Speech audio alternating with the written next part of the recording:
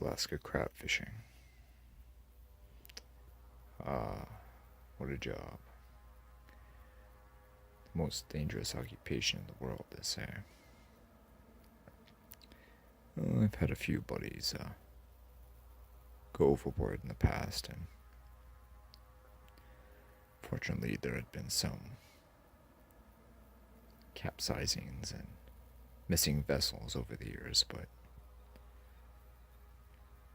I mean, it was dangerous, but might not be the most dangerous occupation in the world, but it paid well and it got me out on the water and the sea where I love to be. And I wouldn't necessarily just solely go after crab. I would,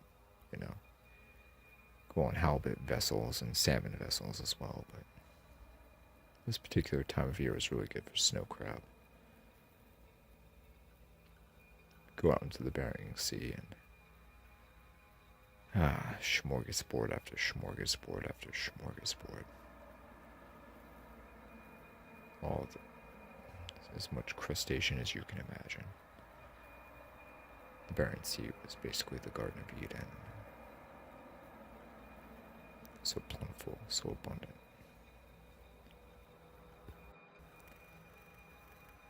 I arrived at the dock early and we shoved off at about 5 a.m., 5 in the morning. Once we got up into the sea, we started dropping our traps. Dozens of them, hundreds of them, just one after another.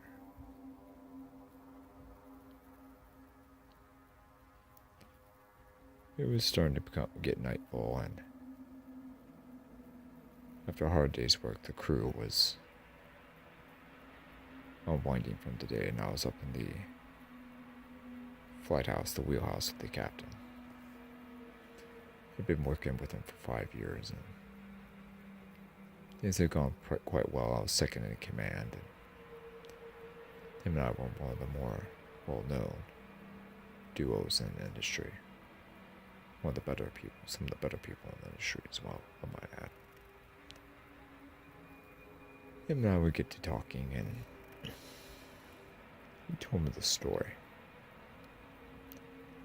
The story about how when he was first starting out in the business, that on one occasion that every single one of the traps that they dropped were ripped to shreds, ripped to pieces. Solid metal traps just torn up, ripped to shreds.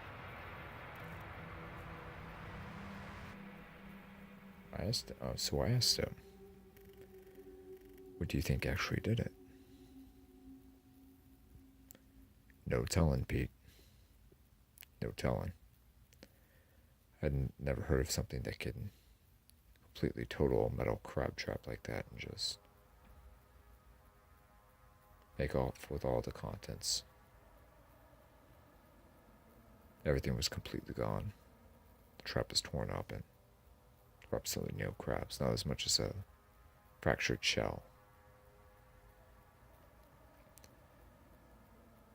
Dave, that's wild. What?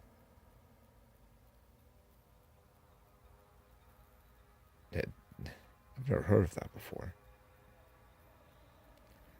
I had never heard of it before until I actually witnessed it for myself.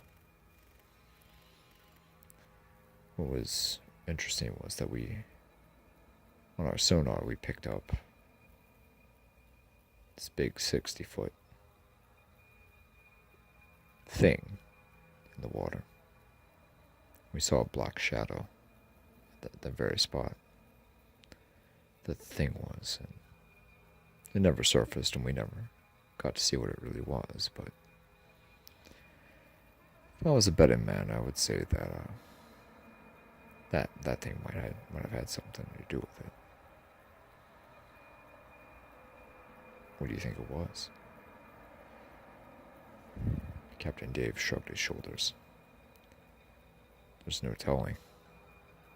Could have been whale or a shark of some sort, some undiscovered species that we don't even know about, probably.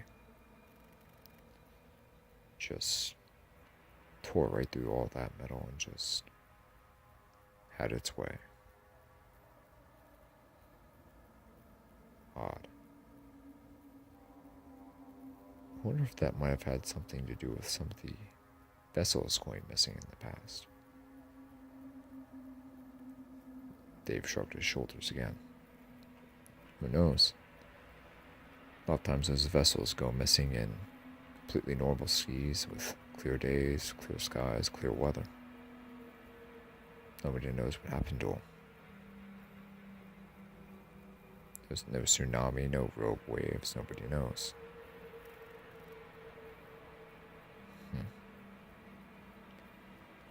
I pondered on the question for a little bit before I said anything else. I wouldn't worry about it too much, Pete. That was about 25 years ago when whatever did, it's probably long gone by now. You sure about that? I asked. Some cetaceans, some whale species can live up to 60, 70, 80 years. He nodded his head. Yes, but that doesn't mean they necessarily stick to the same place all the time, every time. It's wintertime, they're liable to go down south at this time of year. That's true, I said. And all those unaccounted vessels that went missing, all went missing during the summertime, not the wintertime. The captain added. Well, that's true. How are the men holding up? He asked. Oh, they're holding up good. Tom is as spunky as ever, and Phil, he's just... well, Phil. All the rest of the guys are just doing well. They seem to be in high spirits this time around, so... should be good harvest for us. Yes, that should be. Get some sleep, Pete. I'll see you in the morning. Alright, see you, Cap. I went to bed, got some sleep. Woke early the next morning and went back up to the wheelhouse. The captain was asleep in his chair. I budged him and woke him up. Oh, hey Pete, how are you? Good, Cap. How's our course? North by northwest. How's the weather? It's actually looking like a pretty mild day for the wintertime. Wind's about 5 knots. Rain? Snow? No. None of that. Although I've been seeing an unusual amount of ice this year for some reason. It usually doesn't flow this far down south, but it's interesting. There's a nice flow right there. Captain Dave pointed through the window. Decent-sized ice sheet was moving. About 300 yards to our west. That's a nice-sized one, actually. Yeah, it is. You don't see them that size either this time of year. What do you think it is? I asked. Couldn't tell you. Global warming. That's what the scientists say. That's what they say. Maybe so. He added grimly. Maybe so. I went out the wheelhouse and checked up on the men. Phil was his usual merry self, and Tom was... Tom. Rob and Ed were working the traps. We turned around and were starting to harvest. Ooh, this is a pretty good one, I said. The boys undid the lid and out spewed snow crab after snow crab. We're in the money, boys, yelled Phil. Payday, baby, said Tom. Ed sat there silently, nodding his head, smiling. We were all joyous. We pulled up to the next trap and got even more crabs in that one. Everyone was in high spirits. Everyone was optimistic about the money that we'd be able to make for this trip. A little bit of snow and ice was starting to gather on both the bow and on some of the ropes, so I took it upon myself to remove some of it, scrape it off. And it's definitely winter, I said underneath my breath. Pete! Someone yelled. Pete, come have a look at this. From the bow, I raced down over to the stern where the traps were, and I couldn't believe my eyes.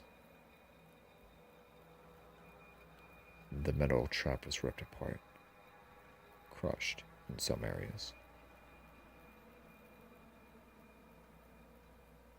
Phil looked at the trap blankly, as did Tom and Ed. Everyone was dumbfounded.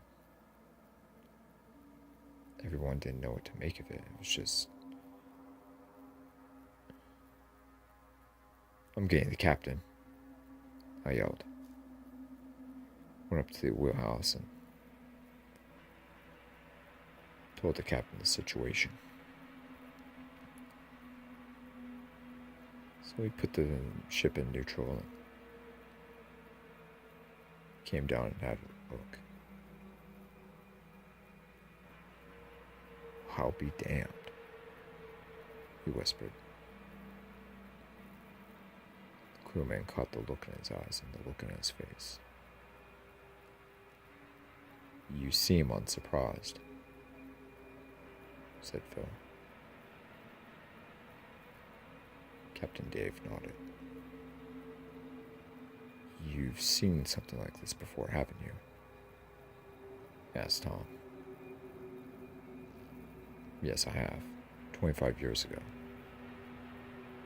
I was on a trip out in the Barents Sea, here in the Barents Sea, and every single one of our traps was torn apart. Just crushed, torn apart. Not a single crab was in them.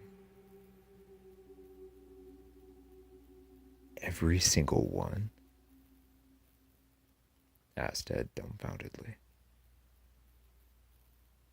The captain nodded silently. Yes, every single one.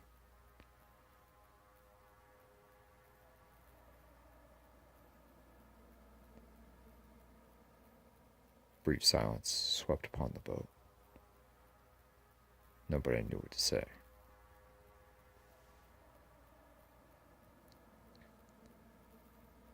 Suddenly, okay, guys, let's get back to work. This is creepy. This is giving me the creeps, guys. Let's get back to it. The captain nodded. Yeah, guys, Pete's right. Let's get back to it. Everyone else agreed, and we started bringing the traps in. To our shock and horror, another one was ripped apart. Then another one. And another one.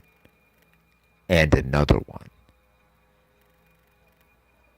After about the fourth one that was ripped apart, I went back up to get the captain out of the wheelhouse and told him we had a problem.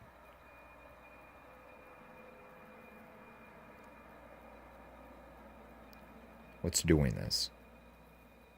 I demanded. This is cutting into our livelihood, Captain. What the hell is doing this? I need to know. I already told you, Pete, I don't know what it actually is. Some 60-foot thing that we saw on the sonar back in the day, and it's a black shadow, a black mass in the water. I'm not sure what it was, but it tore apart our traps. At least I think that's what tore apart our traps.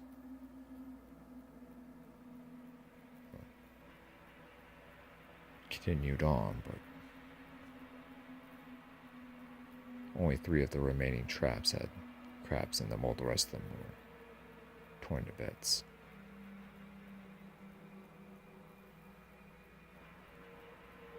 Guys, what do you suppose? I mean, I don't know what.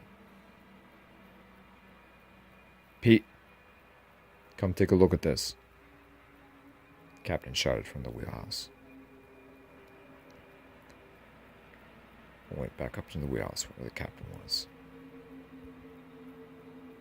There I could see, on the sonar, something large. About 100 yards away. About 200 feet down. 60-foot object. Thing. Biological. Swimming. Down below. The hell is that thing? I whispered. Don't know. But it... Uh-oh. Shit, it's coming our way. It's closing in fast. Fast. Shit, it's gonna ram us. The captain shouted. Sure enough. Impact. The ship rocked a little on its side and then back again. The men screamed outside. Phil climbed up the stairs and into the wheelhouse. Captain? Pete, what the hell was that? We didn't hit an iceberg or go over something. Something actually hit us. From below. What was it?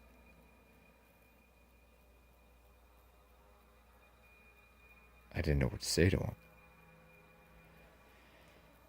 I shook my head and told him. Whatever it was, it's 60 feet and it's really big. It's really fast. It's really strong. I don't know what it is. It was on the sonar and saw it hit, close in a distance. Unlike anything I've ever seen, it must have been going 40 miles an hour, 50 miles an hour. It was so damn fast. 40 miles an hour? Are you serious? Said Phil. Dead serious. I nodded.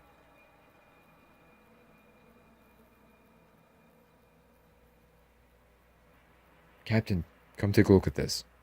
Tom shouted from outside.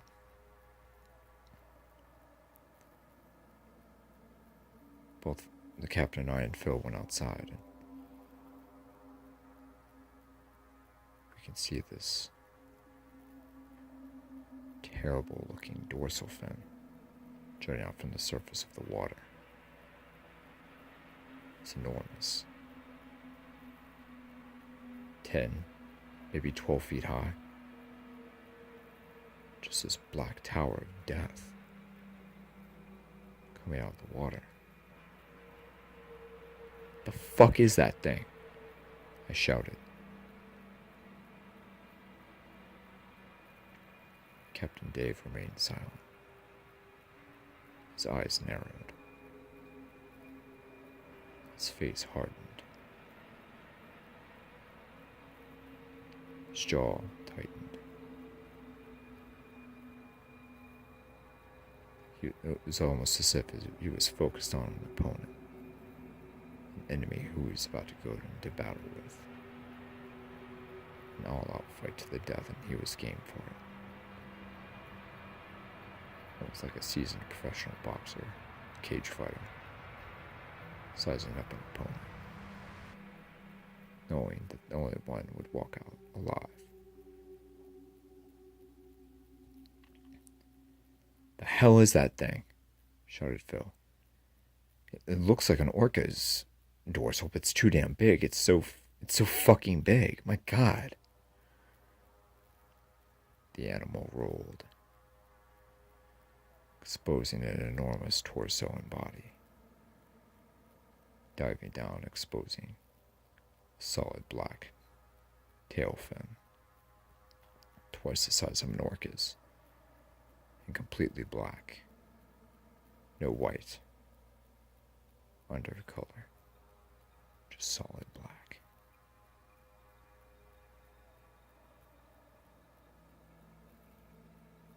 The hell is that thing? Don't know, guys. Jesus.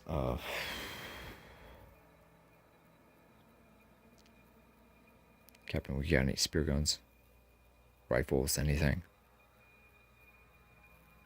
He nodded silently. There's rifles in the wheelhouse. The spear guns down below. Anything else?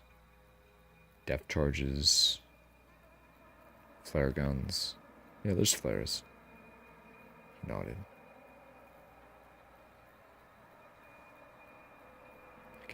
We gathered the weapons. Got the rifles, and Phil and Tom got the spear guns. We were armed to the teeth now. The giant cetacean circling us. Finally breaching, showing its hideous face. Shaped very similar to an orca, except it was solid black. Solid black and just devious to the teeth. Crazy teeth. Terrible canonical teeth. The beast was almost 60 feet long, if not more. There it was, circling our ship, sizing us up, calculating, planning its next move. Suddenly the beast turns to its side, begins swimming very fast, and uses its tail fin to cause a large wake. Shit, he's trying to flip the boat over. Brace for impact, I shouted. A large wave tumbled over the stern of the vessel, knocking Phil and Ed over. Didn't just knock them over, it knocked them over with a force, an authority, and they're a little distance away from the boat. Men overboard, I shouted. Got the life rafts and lifesavers, and rope, and threw them to them.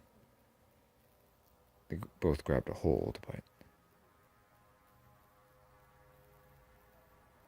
the giant whale, the giant orca, just rose up and just snatched them whole, both of them. Holding on to the rope, and they were gone, just like that.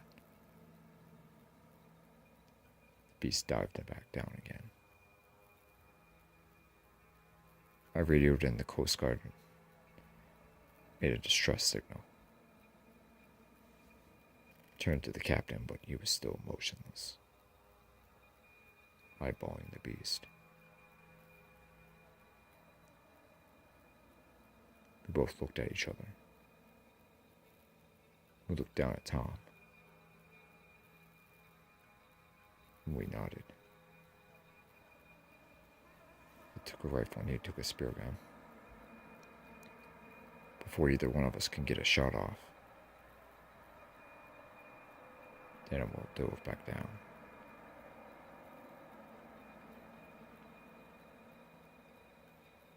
The captain went to his wheelhouse to check the sonar. It's diving really low. Shit, he's coming back up. He's coming back up fast.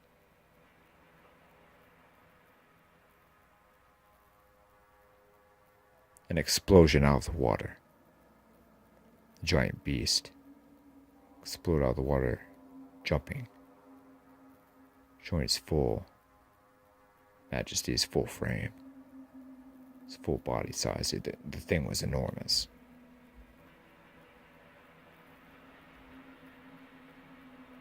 The damn thing landed right on the stern of our ship. Now flipping the vessel 90 degrees up into the air, almost straight up. Tom fell right square into the beast's jaws and was just crunched and devoured as he screamed in pain. Only for a few seconds, but he was gone.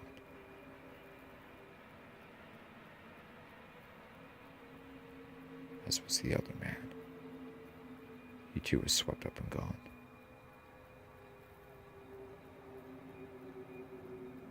The captain and I held on to each other.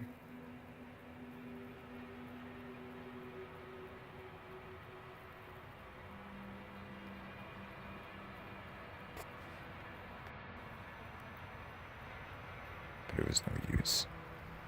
We both fell. The captain let off one shot with a spear gun, landing right between the beast's eyes, to the front of the head. The animal raged in pain, leapt toward the captain and grasped him in its jaws, crunching down on him. The animal then would proceed to He didn't consume him, he brought him down over. The vessel began to sink, it just took on too much water.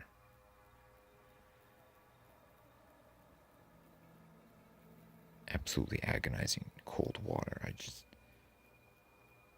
I could barely move. If I had to swim.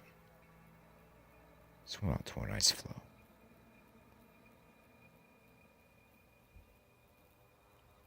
The beast was playing with the captain, flipping him hundreds of feet in the air, like a plaything or a toy, launching him off with its tail fluke, and smashing him over and over again with its tail, grasping him in its jaws and shaking him mercilessly. This continued for about a minute. As the animal was distracted, I managed to make it onto an ice floe. A good-sized ice floe. Pretty heavy one. I made it. I was shaking, coughing, shivering. I couldn't believe the hell I just went through in that water. My body felt like it was under the pressure of 1,000 knives. I couldn't barely move. Then the beast finally ate the captain, consuming him. The distance, I could hear a Coast Guard helicopter coming for me. The beast rolled, revealing its dark, massive dorsal fin.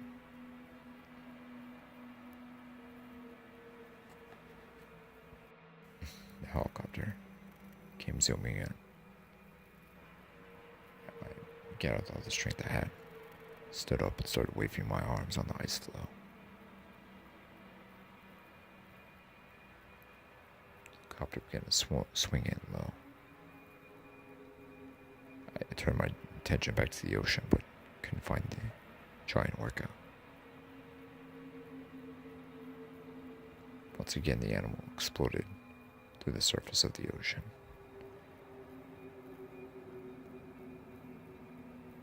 Reupload landed right on the ice floe, and the ice floe began to tilt.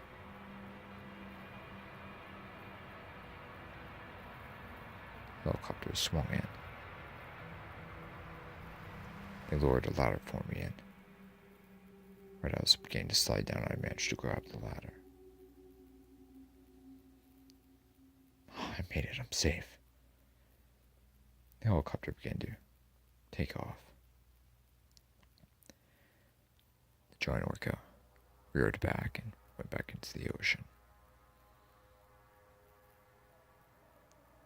The helicopter was starting to get some serious altitude. In one final explosion, the giant orca exploded through the surface of the ocean, opening its mouth wide, making a lunge for me, one last lunge. Its giant teeth and jaws, just several feet away from me, several feet from the ladder. And the beast fell back down into the water without its prize.